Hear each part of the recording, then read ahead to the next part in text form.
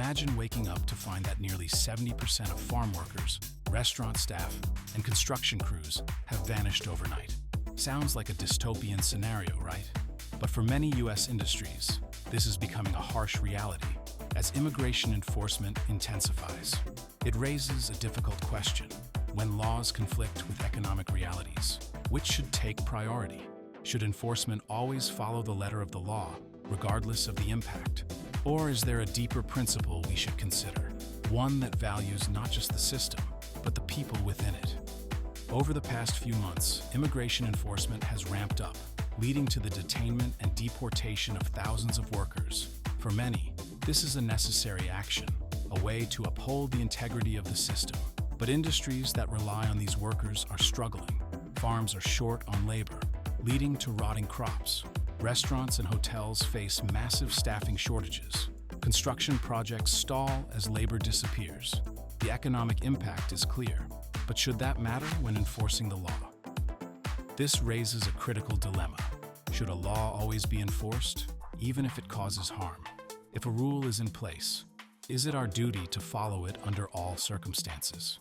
Some argue that laws are the foundation of order. Without them, chaos follows. Rules exist for a reason, and if people enter the country illegally, there must be consequences.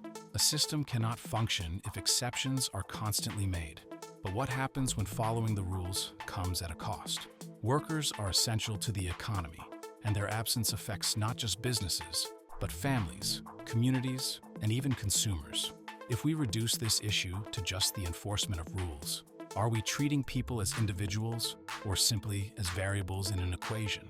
On the other hand, if we prioritize economic necessity over the law, are we undermining the very principles that hold society together? Beyond political arguments, the reality is that labor shortages drive up costs. When fewer workers pick crops, food prices rise. When fewer builders construct homes, housing becomes more expensive. If laws must always be followed without exception, should the economic hardship that follows be accepted as a necessary consequence? Or is there a responsibility to consider the impact of strict enforcement on the greater community? Some would say that fairness requires consistency. Rules applied unequally lead to resentment and division.